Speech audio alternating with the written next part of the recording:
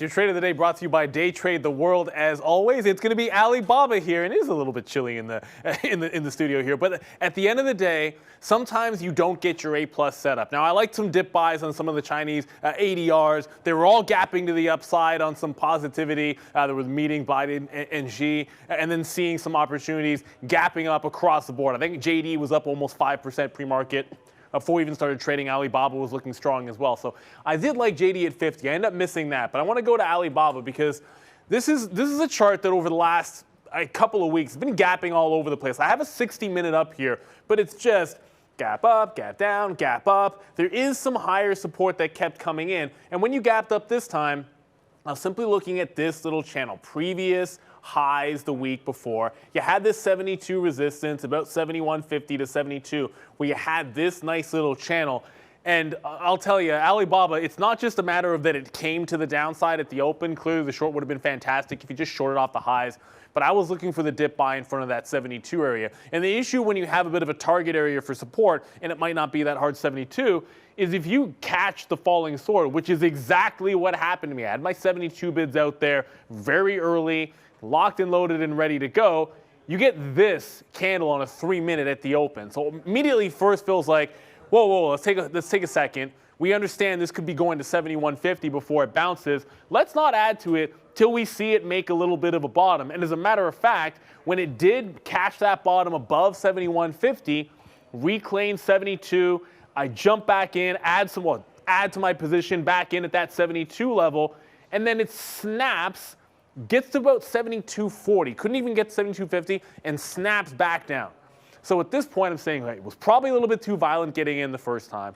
Let's trim a little bit off here because clearly the bottom of this range might actually get tested. And if I was a little bit more clean at catching the bottom originally, maybe I don't do that. But I decide, okay, let's back off a bit, see if we can't get a good place to add to it. But I don't get the add when it holds that 71.50 level. You can't change the past in that situation.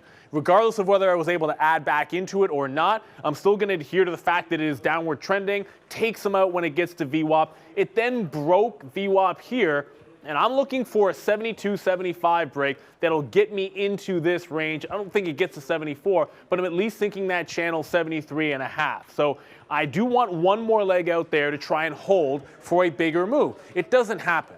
But this time, when we get a chance at the bottom, especially during lunchtime when things are a little bit more calmed down, when things slow down, you can definitely be patient and get the in that you want. And that's exactly what happens when it retraces all the way back in, tries to get down to that 71.50, wicks the bottom, I get in, breaks the channel, I add to the position on the way up, and then we're playing it into VWAP with the idea to hold it once again for that 73.5. So all those times we're buying off the bottom, this time a little bit more clean, and we're looking to get some out while still maintaining that core position to see if we get the bigger move. It tests a third time where we're buying in front of those lows. This time it happened on a death candle again.